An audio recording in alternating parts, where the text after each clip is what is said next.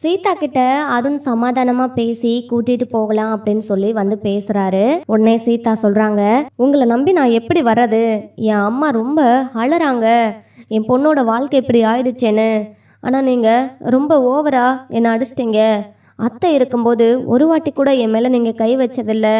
என்னை பாசமாக தான் பார்த்துக்கிட்டீங்க. ஆனாலும் நீங்கள் இப்படி இருக்கிறதுனால, அத்தை இல்லாதனால தான் இப்படி இருக்கிறீங்கன்னு நானும் கொஞ்ச நாளில் சரியாயிடுவீங்கன்னு நினச்சிக்கிட்டே இருக்கிறேன். ஆனால் நீங்கள் ஒரு நாள் கூட சரியானதே இல்லை.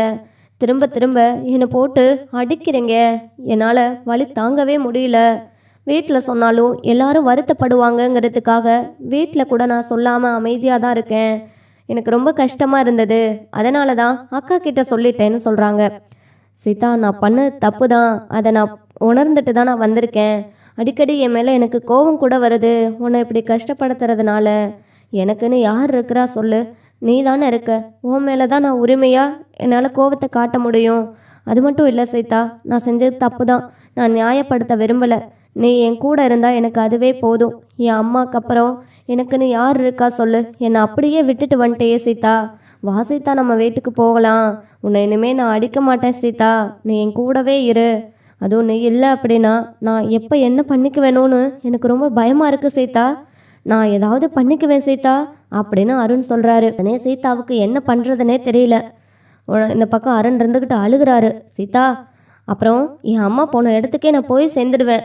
எனக்கு இப்போல்லாம் ஒரு மாதிரி ஆகுது. முன்னாடிலாம் நீ வீட்டில் இருக்கும்போது கோவத்தை காட்டிகிட்டு இருந்தனா, ஆனால் இப்போது வீட்டுக்குள்ளே வந்தோன்னையே சீதா அப்படின்னு ஓன் பேர் தான் வருது. என்னால் முடியல சீதா. நீ இல்லாமல் ஒரு வாழ்க்கையை என்னால் நினச்சி கூட பார்க்க முடியல அப்படின்னு சொல்லி அழுகிறத பார்த்த உடனே சீதாவுக்கு மனசு மாறிடுது. உடனே சீதா சொல்கிறாங்க, நான் வரேன், ஆனால் இன்னும் ஒரு வாரம் கழித்து தான் வர முடியும் அப்படின்னு சொல்கிறாங்க. சீதா அப்படின்னு சொன்னோன்னே, நான் வர்றேன்னு சொன்னதே பெரிய விஷயந்தான். நீங்கள் என்னை அந்த அளவுக்கு கொடுமைப்படுத்திருக்கீங்க அப்படின்னு சொன்னோன்னே, சரி அப்போது நீ ஒரு வாரம் கழித்து கண்டிப்பாக வந்துடுவேல்ல அப்படின்னு சொல்கிறாங்க. உடனே கண்டிப்பாக வந்துடுவேன், நீங்கள் கிளம்புங்க இப்போ அப்படின்னு சொல்கிறாங்க. அருண் வந்து கிளம்பி போனதுக்கப்புறம் சீதா அங்கே வந்து முத்துவுக்கு ஃபோன் பண்ணுறாங்க. முத்துவுக்கும் மீனாவுக்கும் ஃபோன் பண்ண உடனே மீனா வந்து ஃபோனை அட்டன் பண்ணுறாங்க. அக்கா, அவர் இன்னைக்கு வீட்டுக்கு வந்திருந்தாரு, ரொம்பவே அழுகிறாருக்கா. நீ வா சீதான்னு கூப்பிட்டாரு அப்படின்னு சொன்னோன்னே, நீ என்ன சொன்ன? கிளம்பி வரேன்னு சொல்லிட்டியா? அதானே, நீ உன் புருஷனை விட்டு கொடுக்க மாட்டேயே அப்படின்னு முத்து சொல்கிறாங்க. இதை கேட்ட உடனே, மாமா என்ன மாமா பண்ணுறது? நான் லவ் பண்ணி கல்யாணம் பண்ணிக்கிட்டேன். ஆனால் அதுக்கு முன்னாடி அவர் என்னை அப்படிலாம் கொடுமைப்படுத்தினதே கிடையாது. அத்தை இறந்ததுக்கு அப்புறம் தான் அவர் இப்படி மாறிட்டாரேவும். ஆனாலும் இப்போ ரொம்ப வந்து அழுது புலம்புனாரு. நான் ஏன் அப்படி பண்ணுறேன்னு எனக்கு தெரியல. என் மேலே கூட எனக்கு கோவமாக வருது. தயவு செஞ்சு வீட்டுக்கு வந்துடு சீதா, இல்லைன்னா நான் ஏதாவது பண்ணிக்கிட்டு செத்து போயிடுவேன்னு சொல்கிறாரு. எனக்கு ரொம்ப கஷ்டமாக இருக்குது மாமான்னு சொல்கிறாங்க. அப்படின்னா நீ கிளம்பு, ஒன்றும் பிரச்சனை இல்லை அப்படின்னு சொன்ன உடனே, சரி மாமா, நான் ஒரு வாரத்தில் வரேன்னு சொல்லியிருக்கேன். அவரும் கிளம்பி போயிட்டாரு அப்படின்னு சொல்கிறாங்க. சரி சீதா, உன் வாழ்க்கை நல்லா இருந்து நீ சந்தோஷமாக இருந்தால் அதுவே போதும் அப்படின்னு முத்து சொல்கிறாரு. அதுக்கப்புறம், அக்கா அக்கா வச்சிடாதக்கா, இன்னும் ஒரு விஷயம் சொல்லணும் அப்படின்னு சொல்கிறாங்க. என்ன விஷயம் அப்படின்னு கேட்ட உடனே, சத்யாவும் ரேகாவும் அவங்க வீட்டுக்கு போயிருக்காங்க அப்படின்னு சொல்கிறாங்க. சத்யாவுமா? எதுக்காக ரேகாவோட வீட்டுக்கு போகணும் அப்படின்னு முத்து கேட்குறாங்க. தெரியல மாமா, ரேகா தான் இன்னைக்கு சத்யாவை கூட்டிகிட்டு வந்தான். ரேகா வந்த உடனே அப்பாவுக்கு ரொம்ப உடம்புக்கு முடியல. நான் பக்கத்தில் இருந்தால் தான் அவர் நல்லா மருந்து மாத்திரையெல்லாம் எடுத்துக்கிறாரு, உடம்பும் குணமாகுது. நான் கிளம்பிட்டேன் அப்படின்னா அவர் உடம்பு வந்து வீக் ஆகிடுது. அதனால் நான் கொஞ்ச நாளைக்கு அங்கே இருக்கலான்னு இருக்கிறேன்னு அம்மா கிட்ட சொன்னாங்க. அம்மாவும் சரின்னு சொன்னாங்க. அப்பா அம்மாவுக்கு உடம்புக்கு முடியலன்னா நம்ம பார்த்துக்கணும்ல, நீ போயிட்டு வாமா, இதெல்லாம் எதுக்கு என்கிட்ட கேட்குறேன்னு சொன்ன உடனே, அதுக்கப்புறம் ரேகா சொன்னா, நான் வந்து சத்யா பக்கத்தில் இருந்தால் சந்தோஷமாக இருக்கும், எனக்கு தைரியமாக இருக்கும் அப்படின்னு சொன்ன உடனே சத்யாவையும் அம்மா சரின்னு சொல்லி அனுப்பி வச்சுட்டாங்க. எனக்கு என்னமோ அது தப்பாக படுது மாமா. ஏன்னா இவ்வளோ நாள் இல்லாதவங்க இப்போ வந்து சத்யாவை வந்து அங்கே கூப்பிட்டு போயிருக்காங்க அப்படின்னா சத்தியமாக சந்தேகம் வருது எனக்கு. அதனால தான் நான் சொன்னேன். ஆனால் சத்யா தான் கேட்கவே இல்லை, கிளம்பி போயிட்டாங்க. எங்கள் அம்மாவும் தனியாக தானே இருப்பாங்க, அவங்களுக்கு கூட பார்த்துக்கிறதுக்கு ஆள் நிறைய பேர் இருக்காங்க. ஆனால் எங்கள் அம்மாவுக்குன்னு யாருமே இல்லை. அதை கூட சத்யா யோசனை பண்ணவே இல்லை. அம்மா, நான் வந்து சீதா கூட இருந்துக்குவேன், எனக்கு என்னடா பயம், நான் பார்த்துக்கிறேன், நீ போயிட்டு வான்னு சொல்லி அனுப்பிட்டாங்க அப்படின்னு சொல்கிறாங்க. அப்படியா? எனக்கும் அந்த சிந்தாமணி ஏதோ ஒன்று பண்ணுற மாதிரி தான் இருக்குது. அதை பார்த்துக்கலாம் சீதா. சீதா, ஒரு விஷயம். நீ சத்யாவுக்கு ஃபோன் பண்ணி சத்யா, அவங்களுக்கு மாமனாருக்கு உடம்பு குணமாயிடுச்சா என்ன ஏதுன்னு பாரு, ஹாஸ்பிட்டல் கூட்டிகிட்டு போ, அப்போ தான் சீக்கிரம் வந்து குணமாகும். இந்த மாதிரி என் புருஷன் வந்து என்னை கூட்டிகிட்டு போன்னு சொல்லிட்டாரு அப்படின்னு நீ இந்த விஷயத்தெல்லாம் தெளிவாக பேசுன்னு சொன்ன உடனே, சரிங்க மாமா, நான் கண்டிப்பாக பேசுகிறேன், அதுக்கப்புறம் என்ன ஏதுன்னு உங்ககிட்ட சொல்கிறேன்னு சீதா சொல்லிவிட்டு ஃபோனை வச்ச உடனே நாளைக்கு பண்ணிக்கலாம் அப்படின்னு சொல்லிட்டு என் ஹாஸ்பிட்டல்லாம் கூட்டிகிட்டு போயிருக்காங்களா என்ன ஏதுன்னு நாளைக்கு பண்ணிக்கலான்னு சீதா விடுறாங்க. சந்திரா வந்த உடனே, என்ன சொன்னார் மாப்பிள்ளை எங்கே போயிட்டாரா? ஏன் சீதா சாப்பிடக்கூட இல்லாமல் உடனே போக சொல்லிட்டியான்னு கேட்குறாங்க. அதெல்லாம் ஒன்றும் இல்லை, அவராக கிளம்பி போயிட்டாரு. விடுமா, ஒரு நாளைக்கு பட்டினியாவது இருக்கட்டும், ஒன்றும் தப்பில்லை. இப்போ நான் போகலைன்னா என்ன பண்ணுவார்? அங்கே சாப்பாடை சமைச்சா இருக்க போகிறாரு, கடையில் தான் சாப்பிடுவார். அதே மாதிரி இப்போவும் போய் கடையில் சாப்பிட்டுக்கட்டும், ஒன்றும் தப்பெல்லாம் கிடையாது அப்படின்னு சீதா சொல்கிறாங்க. உடனே எங்கள் சந்திரா இருந்துக்கிட்டு, சரி மாப்பிள்ளை வந்து கேட்டார், நீ என்ன முடிவு எடுத்திருக்கிற சீதா அப்படின்னு சந்திரா கேட்குறாங்க. நான் போகலான்னு தாம்மா இருக்கேன். அவரை பார்க்கும்போதே எனக்கு கஷ்டமாக இருக்குது.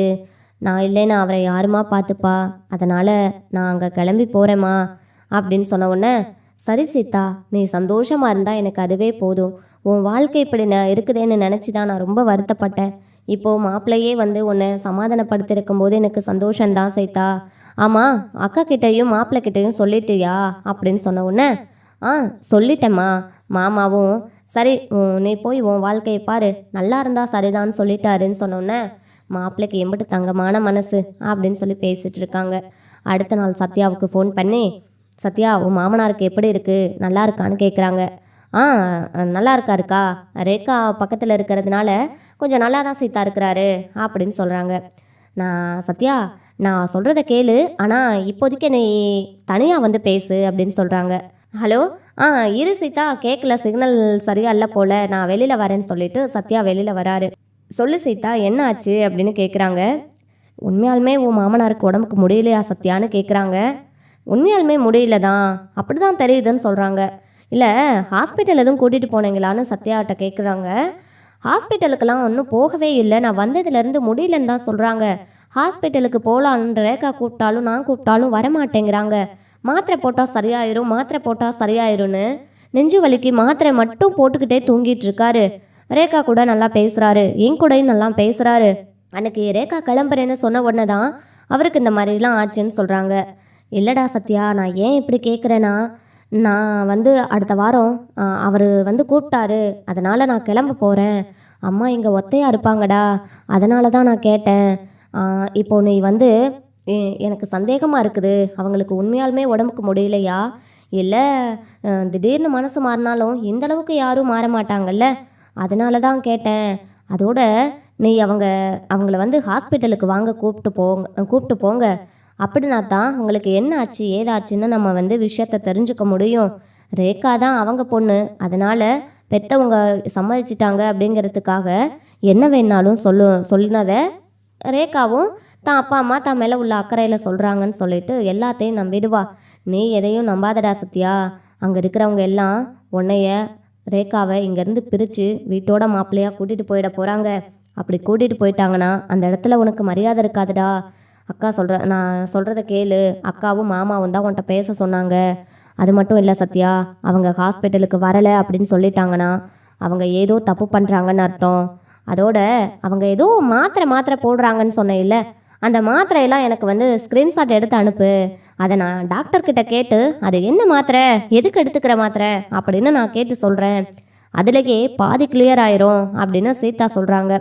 இதை கேட்ட உடனே சத்யாவும் சரி சீதா நான் வைக்கிறேன்னு சொல்லிட்டு ஃபோனை வச்சுட்டு, சீதா சொன்ன மாதிரி இவங்கெல்லாம் நடிக்கிறாங்களோ, நம்ம குடும்பத்திலேருந்து நம்மளை பிரிக்க பார்க்குறாங்களோ அப்படின்னு சந்தேகம் வருது. உடனே வாங்க அங்கிள், நம்ம வந்து ஹாஸ்பிட்டல் போயிட்டு வரலான்னு சத்யா கூப்பிடுறாரு. இல்லை மாப்பிள்ளை, நாங்கள் ஹாஸ்பிட்டல் போயிட்டு தான் நாங்கள் மாத்திரை வாங்கிட்டு வந்தோம். அதாவது இங்கே ரேகாவை பார்த்த உடனே அவங்க அப்பாவுக்கு உடம்பு குணமான மாதிரி தான், அதனால் பொண்ணு பக்கத்தில் இருந்தால் ஹாஸ்பிட்டலே போகிறத கூட அவர் நினைக்க மாட்டாருங்கிற மாதிரி சிந்தாமணி சொல்லி சமாளிக்கிறாங்க. இவங்க சமாளிக்கிறதெல்லாம் பார்த்தாலேவும் நம்மளை எங்கேயே பர்மனெண்ட்டாக இருக்க வச்சுருவாங்க போல். அப்போ சீதா சொன்ன மாதிரி செய்ய வேண்டியதான்ட்டு இந்த மாத்திரையெல்லாம் எடுத்து கொண்டு போய் ஸ்க்ரீன்ஷாட் எடுத்து சீதாவுக்கு அனுப்புகிறாங்க. சீதா வந்துட்டு ஹாஸ்பிட்டல் போயிட்டு அங்கே டாக்டர்கிட்ட போய் கேட்குறாங்க, இந்த மாதிரி இந்த டேப்லெட்லாம் எதுக்கு போடுறது டாக்டர்னு சொல்லி கேட்ட உடனே அவங்களும் பார்த்துட்டு இதெல்லாம் வந்துட்டு சத்து மாத்திரைகள், அதனால் இது சத்து குறைவாக இருக்கும்போது இதெல்லாம் எடுத்துக்க சொல்லுவாங்க, மற்றபடி வேறு ஒன்றும் இல்லைன்னு சொன்னோன்னே, அப்போது இது நெஞ்சு வலி, ஹார்ட்டில் ஏதோ பிரச்சனை அப்படின்னு இருக்கும்போது இது சாப்பிட்றது கிடையாதான்னு சொன்னோன்னே, அப்படியெல்லாம் எதுவும் இல்லை சீதா, இது வந்து அது சத்து குறைவாக இருக்கிறதுக்கு போடுறது தான், யார் வேணாலும் சாப்பிட்டுக்கலாம், அது ஒன்றும் பெரிய இதெல்லாம் கிடையாதுன்னு சொல்கிறாங்க. அதுக்கப்புறம் தான் சீதா ஃபோன் பண்ணி இங்கே சத்யா கிட்ட விஷயத்த சொல்கிறாங்க, இந்த மாதிரி உன்னை ஏமாற்றிக்கிட்டு இருக்கிறாங்க, ரேகாவை உன்னை பிரிக்க பார்க்குறாங்கன்னு சொல்லிட்டு.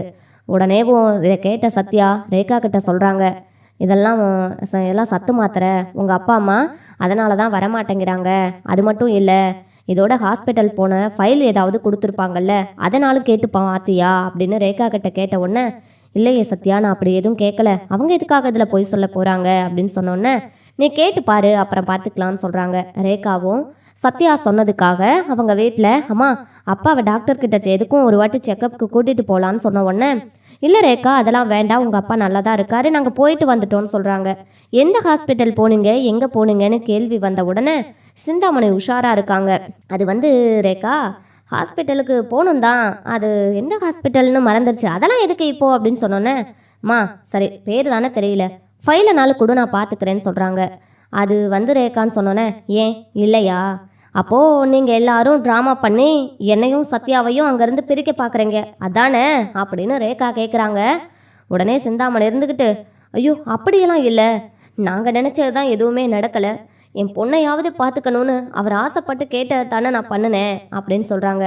ஆண்டி அங்கிள், நீங்கள் பண்ணுறதெல்லாம் ரொம்ப ஓவரு, கல்யாணம் பண்ணிட்டு போன உடனே பொண்ணு அவங்க வீட்டில் தானே இருக்கணும், நீங்கள் பார்க்குறதா இருந்தால் எப்போ வேணாலும் வந்து பார்த்துட்டு போகலாம், ரேகாவும் இங்கே எப்போ வேணாலும் வந்துட்டு போகலாம், அதுக்காக இங்கே வந்து ரேகாவும் நானும் உட்காந்தா அது எனக்கு அவ்வளோவா மரியாதை இருக்காதுல்ல, இங்கே பாருங்க அங்கிள், நீங்கள் இதெல்லாம் ட்ராமா பண்ணுறீங்கன்னு நல்லா தெரியுது அப்படின்னு சொன்னோன்னே, உடனே அதுக்கு தான் மாத்திரை எழுதி கொடுத்துருக்காங்கல்ல அப்படின்னு சிந்தாமணி சொல்கிறாங்க. அந்த மாத்திரை எல்லாம் சத்து மாத்திரைன்னு அதாவது என் அக்கா சீதா சொன்னா அப்படின்னு சொல்கிறாங்க.